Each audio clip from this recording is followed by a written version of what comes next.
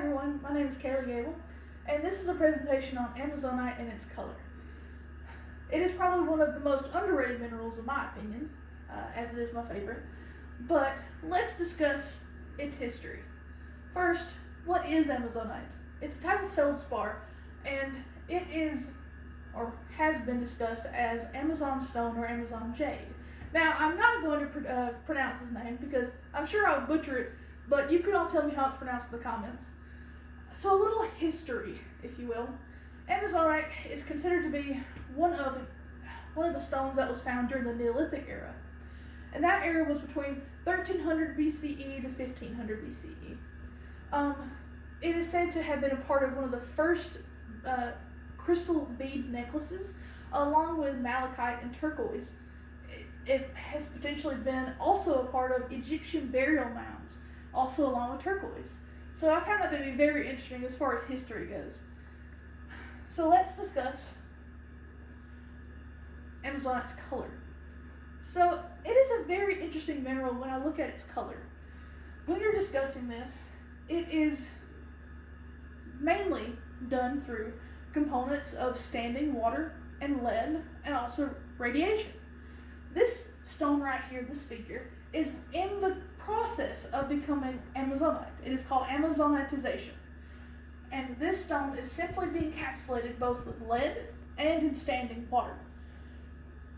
The graphs that I'm about to show you are also a part of this data on Amazonite. These charts discuss through the intensity of the lead along with the intensity of color, discusses it in a greatest to least of greatest through the graph. And on this one, it plots this data, and it shows, as you can see, multiple points along this graph. The diamonds are simply discussing as type D, and type D over here is within this lower category. So if you see, most of the diamonds are all over the place, along with the other points on the graph. This is discussed simply as an inaccuracy through the color, because the lead can create a color hue difference. The more lead you have, the more green it will become, and the less lead, the more blue. But there's something really interesting. Our eyes favor blue over green in certain instances. So if you have a teal color, say a bluish dark green, or cyan, or another sort of blue-green color like Amazonite, your eyes will automatically favor the blue because of the cones in your eyes. So that will lead me to an inconsistency with this graph, as it is discussed on the figure, and you may pause the video to look at these figures more in detail as I go along. So let's discuss color perception. As I have just discussed, Amazonite is clearly very inconsistent on its color due to both lead and the color of perception through our eyes. It is known that the human eye can see up to 10 million different colors, and that is a lot of colors. I have to say though, is that I don't know if I've ever seen 10 million colors. If you have, please say so in the comments. I would love to hear about it. So, as we all know, color is, we have seen this graph before, correct? I'm sure we've all taken science in middle school. We've all seen this graph. So, we can all conclude that light is a correlation to color.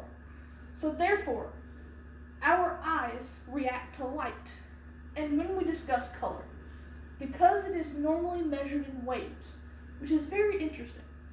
I don't know if I can see waves of color, but if you can, also let me know that, because I have not. So, let's discuss the demonstration. With our demonstration, we're going to talk about how we get the color, this bluish green color. And today's demonstration will be used through cyan, which is the most common combination of blue and green waves. Because, again, there is no way to discuss Amazonite's color with lead, because that would take tens of thousands of years to even come out into Amazonite and what it is. So today, we're simply going to talk about how we see the color blue-green.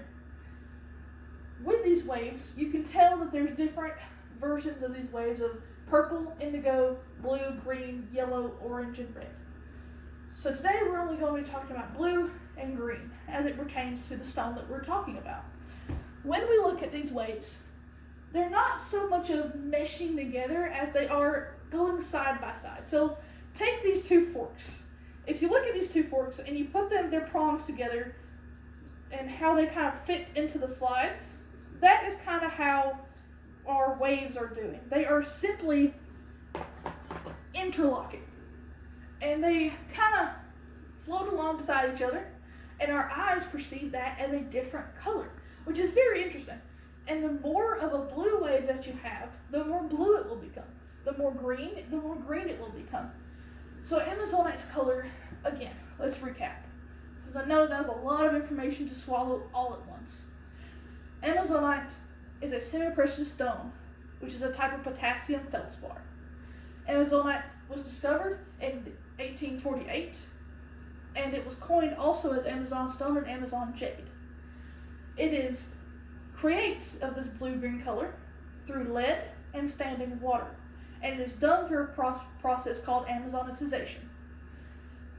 Its color to the human eye can be inconsistent when studying due to the fact that the human eye favors the blue through the cone of the retina than green.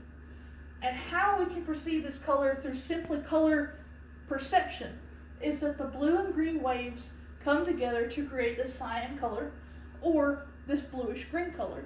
And the more blue you have, the more blue it will look. The more green you have, the more green it will look. So as this recap, and as we look at this semi-precious stone that I believe that not a lot of people have gone and looked at, we can conclude that we don't really know exactly what Amazonite's color is, because everyone perceives color differently.